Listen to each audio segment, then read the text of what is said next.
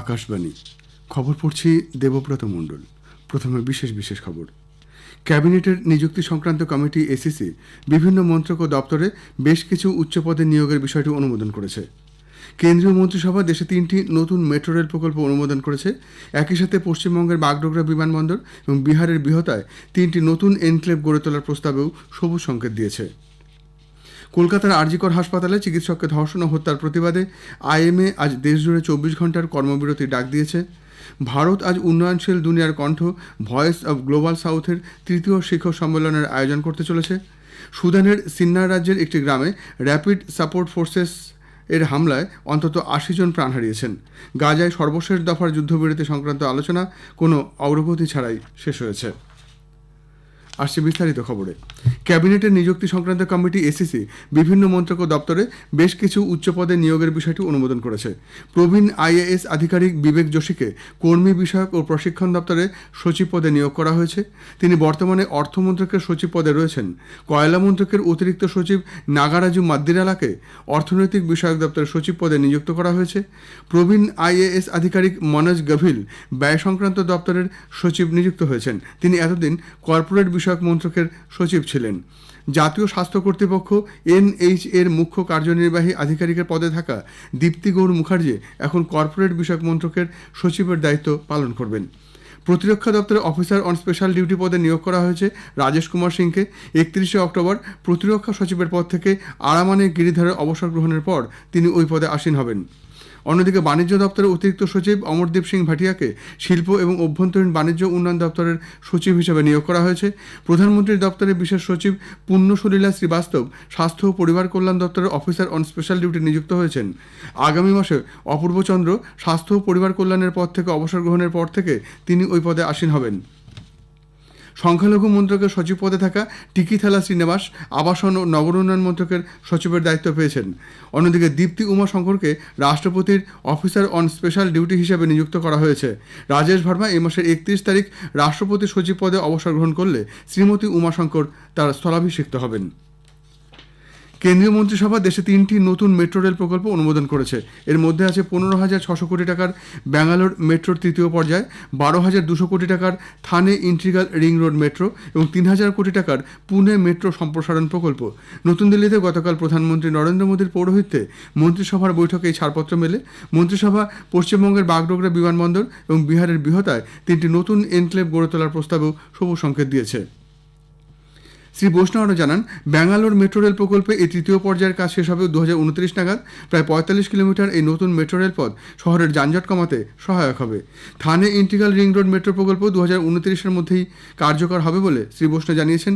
থানে শহরের পশ্চিমাঞ্চলের 29 কিলোমিটার এলাকা জুড়ে এই মেট্রো রেল পথে থাকবে 22টি স্টেশন। অন্যদিকে বাগডোগরা বিমানবন্দরে নতুন অসামরিক এনক্লেভ নির্মাণে খরচ হবে 1,549 কোটি টাকা। সেখানে প্রস্তাবিত টার্মিনাল ভবনে চূড়ান্ত ব্যস্ত সময়ে প্রায় 3,000 যাত্রী যাতায়াত করতে পারবেন। এর ফলে বিমানবন্দরের কার্যকারিতা আরও বাড়বে। এলাকায় পর্যটনের বিকাশও ত্বরান্বিত হবে। এছাড়া বৃহতায় অসামরিক এনক্লেভের জন্য 1,413 কোটি টাকা খরচ ধরা হয়েছে। এটি চালু হলে পাটনা বিমানবন্দরের ওপর চাপ কিছুটা কমবে। জম্মু কাশ্মীরে বিধানসভা নির্বাচন আগামী মাসের 18 তারিখ থেকে 3 দফায় অনুষ্ঠিত হবে। আর হরিয়ানায় নির্বাচন অনুষ্ঠিত হবে 1 দফায় 1 অক্টোবর। তবে গণনা একই দিনে অক্টোবরের 4 তারিখে অনুষ্ঠিত হবে। মুখ্য নির্বাচন কমিশনার রাজীব কুমার আজ জম্মু কাশ্মীর এবং হরিয়ানার বিধানসভা নির্বাচনের নির্ঘণ্ট ঘোষণা করেন। জম্মু কাশ্মীরে প্রথম দফার ভোট গ্রহণ আগামী মাসের 18 তারিখ, দ্বিতীয় দফায় 25 তারিখ এবং তৃতীয় ও শেষ দফায় ভোট গ্রহণ 1 অক্টোবর। রাজীব কুমার জানান, কেন্দ্রশাসিত অঞ্চল জম্মু কাশ্মীরে 87 লক্ষেরও বেশি নির্বাচক 90 জন সদস্যকে নির্বাচিত করবেন। এছাড়া হরিয়ানায় 2 কোটিরও বেশি ভোটার অংশ নেবেন। রাজ্যে 20,000-এর বেশি পোলিং স্টেশন তৈরি করা হবে। কৃষকদের কাছে বিজ্ঞানকে পৌঁছে দিতে সরকার রেডিওতে কিষানো কি বাত নামে একটি অনুষ্ঠান শুরু করবে। আকাশবাণীতে প্রধানমন্ত্রী নরেন্দ্র মোদীর মাসিক মন কি বাতের আদলে তৈরি হবে এই অনুষ্ঠান। নতুন দিল্লিতে কৃষকদের সঙ্গে আলাপচারিতায় কেন্দ্রীয় কৃষি ও কৃষক কল্যাণ মন্ত্রী শিবরাজ সিং চৌহান জানান, जो जो अनुसंधान होते हैं उनकी जानकारी सीधी मिले, उसका फायदा कैसे मिले ये बताएंगे कि किस चीज में क्या करें। अब अगर रबी की बुआई करनी है तो बुआई की तैयारी, उसके लिए क्या क्या करना चाहिए। उस तैयारी के साथ अगर ये खरीफ की फसल इसमें कोई बीमारी है तो उससे लेके अलग अलग तरीका की दुनिया में क्या क्या हो रहा है, हमारे देश में क्या अनुसंधान किया, उसकी सीधी जानकारी किसान तक पहुंचाने का काम किया जाएगा। খবর শুনছেন আকাশবাণী থেকে। কলকাতার আরজিকর হাসপাতালে চিকিৎসকদের ধর্ষণ ও খুন এবং 14ই আগস্ট রাতে সেখানে ভাঙচুরের ঘটনার প্রতিবাদে ইন্ডিয়ান মেডিকেল অ্যাসোসিয়েশন আইএমএ আজ দেশজুড়ে 24 ঘন্টা কর্মবিরতির ডাক দিয়েছে। সংগঠনের পক্ষে এক প্রেস বিবৃতিতে জানানো হয়েছে, আজ সকাল 6টা থেকে আগামীকাল সকাল 6টা পর্যন্ত জরুরি বিভাগ ছাড়া আর কোনো বিভাগে কাজ হবে না, বহির্বিভাগ এবং সার্জারিও বন্ধ থাকবে। আইএমএ ডাকা দেশব্যাপী এই কর্মবিরতিতে ইন্ডিয়ান ডেন্টাল অ্যাসোসিয়েশন সহ বিভিন্ন সংগঠন, joint platform of doctors West Bengal doctors forum, Indian association of dermatologist, venereologist and leprologist West Bengal state branch সংহতি জানিয়ে তাতে সামিল হচ্ছে। Faculty association of all India institute of medical সায়েন্সেসেও আজ ওপিডি ও ওটি পরিষেবা বন্ধ রাখার সিদ্ধান্ত নিয়েছে। ফেমসের প্রেসিডেন্ট অধ্যাপক চিত্তরঞ্জন বেহেরা এবং সাধারণ সম্পাদক ডক্টর অমরিন্দর সিং মালি গতকাল নতুন দিল্লির এইমসের ডিরেক্টরকে চিঠি দিয়ে এই কর্মবিরতির কথা জানিয়েছেন। এদিকে এই ঘটনার প্রতিবাদে দিল্লির রাম মনোহর লোহিয়া হাসপাতাল, লেডি হার্ডিঞ্জ মেডিকেল কলেজ সহ অন্যান্য হাসপাতালের ডাক্তার ও মেডিকেল পড়ুয়ারাও প্রতিবাদে সামিল হয়েছেন। অনির্দিষ্টকালের ধর্মঘটে যোগ দিয়েছেন বিহারের পাটনা মেডিকেল কলেজ ও নালন্দা মেডিকেল কলেজ হাসপাতালের আবাসিক চিকিৎসকরা। আরজিকরের ঘটনার প্রেক্ষিতে চিকিৎসকদের বিরুদ্ধে হিংসার যে কোনো ঘটনাতেই সংশ্লিষ্ট প্রতিষ্ঠানের প্রধানকে সর্বাধিক 6 ঘন্টার মধ্যে এফআইআর দায়ের করতে কেন্দ্রীয় স্বাস্থ্য মন্ত্রক নির্দেশ দিয়েছে। স্বাস্থ্যসেবা বিভাগের মহানির্দেশক অতুল গোয়েল এই মর্মে সবকটি কেন্দ্রীয় সরকারি হাসপাতাল ও মেডিকেল কলেজের প্রধানদের চিঠি লিখেছেন। এতে বলা হয়েছে, বর্তমানে সরকারি হাসপাতালগুলিতে চিকিৎসক ও স্বাস্থ্যকর্মীদের ওপর লাগাতার হামলার ঘটনা বাড়ছে।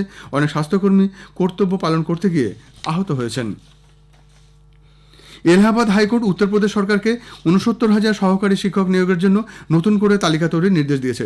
আদালত 2020 সালের জুন এবং 2022 সালের জানুয়ারিতে প্রকাশিত তালিকা বাতিল করেছে।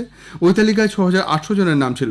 সিঙ্গেল বেঞ্চের আদেশকে চ্যালেঞ্জ জানিয়ে মহেন্দ্র পাল ও অন্যান্যদের দায়ের করা 90টি বিশেষ আবেদনের নিষ্পত্তি করার সময় বিচারপতি এ আর মাসুদি এবং বিচারপতি ব্রিজরাজ সিংয়ের বেঞ্চ এই নির্দেশ দেয়। নতুন তালিকা তৈরির সময় কর্মরত সহকারী শিক্ষকদের উপর বিরূপ প্রভাব যাতে কম পড়ে তা দেখতে হবে। চলতি শিক্ষাবর্ষ সম্পূর্ণ করার জন্য তাদের সুযোগ দিতে হবে। বেঞ্চ আগের আদেশটিও সংশোধন করে বলেছে যে সংরক্ষিত বিভাগের প্রার্থীরা যারা সাধারণ বিভাগের মেধা তালিকার জন্য যোগ্যতা অর্জন করেছেন তাদের সেই বিভাগে স্থানান্তরিত করতে হবে।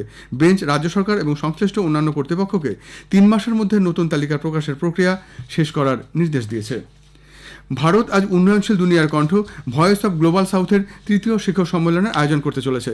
এবারের সম্মেলনের মূল ভাবনা সুস্থায়ী ভবিষ্যতের জন্য এক শক্তিশালী দক্ষিণী দুনিয়া।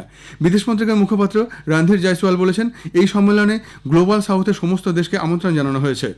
বিদেশ মন্ত্রকে এক বিবৃতিতে বলা হয়েছে, এই মঞ্চে আগে সম্মেলনগুলিতে যে সমস্ত জটিল চ্যালেঞ্জের বিষয়ে আলোচনা হয় সে ব্যাপারে সমাধানের নতুন সূত্র খুঁজে বের করা সম্ভব হবে। নতুন দিল্লিতে 3য় রাউন্ডের বৈঠক হবে 20 আগস্ট। ভারত ও জাপানের বিদেশ ও প্রতিরক্ষা মন্ত্রীরা এই বৈঠকে উপস্থিত থাকবেন। বাংলাদেশের ব্যাপার নিয়ে শ্রী জয়সওয়াল জানান, হিন্দু এবং ধর্মীয় সংখ্যালঘুরা সেই দেশে নিরাপদে থাকবে বলেই তার বিশ্বাস। We are monitoring the situation and we're deeply concerned about the safety and security of minorities. We have also taken up this issue with the interim government there, and we hope that law and order will be restored and the minorities, Hindus and other minorities will be protected. সুদানের সিন্না রাজ্যের একটি গ্রামে rapid support forces RSF এর হামলায় অন্তত 80 জন প্রাণ হারিয়েছেন। এক বিবৃতিতে সিনার ইউথ গ্যাদারিং জানিয়েছে, 5 দিনের অবরোধের পর আরএসএফ গতকাল সিন্নার রাজ্যের জালকনি গ্রামে হামলা চালায়। আরএসএফ গ্রাম থেকে মেয়েদের অপহরণের চেষ্টা করেছিল, কিন্তু বাসিন্দাদের প্রতিরোধে তা ব্যর্থ হয়। তবে আরএসএফ এর পক্ষ থেকে এখনো কোনো বিবৃতি দেওয়া হয়নি। গাজায় সর্বশেষ দফার যুদ্ধবিরতি সংক্রান্ত আলোচনা কোনো অগ্রগতি ছাড়াই শেষ হয়েছে। এক যৌথ বিবৃতিতে কাতার, মার্কিন যুক্তরাষ্ট্র ও মিশর জানিয়েছে, ওয়াশিংটন একটি নতুন প্রস্তাব উত্থাপন করেছে যা গত সপ্তাহে চুক্তির পয়েন্টগুলির উপর ভিত্তি করে তৈরি হয়েছে। শেষ করার আগে বিশেষ খবর আরেকবার। ক্যাবিনেটের নিযুক্তি সংক্রান্ত কমিটি এসিসি বিভিন্ন মন্ত্রক ও দপ্তরে বেশ কিছু উচ্চ পদে নিয়োগের বিষয়টি অনুমোদন করেছে। কলকাতার আরজিকর হাসপাতালে চিকিৎসকের ধর্ষণ ও হত্যার প্রতিবাদে আইএমএ আজ দেশজুড়ে 24 ঘন্টার কর্মবিরতির ডাক দিয়েছে। সুদানের সিন্না রাজ্যের একটি গ্রামে র্যাপিড সাপোর্ট ফোর্সেসের হামলায় অন্তত 80 জন প্রাণ হারিয়েছেন। গাজায় সর্বশেষ দফার যুদ্ধবিরতি সংক্রান্ত আলোচনা কোনো অগ্রগতি ছাড়াই শেষ হয়েছে। খবর এখনকার মতো এ পর্যন্ত।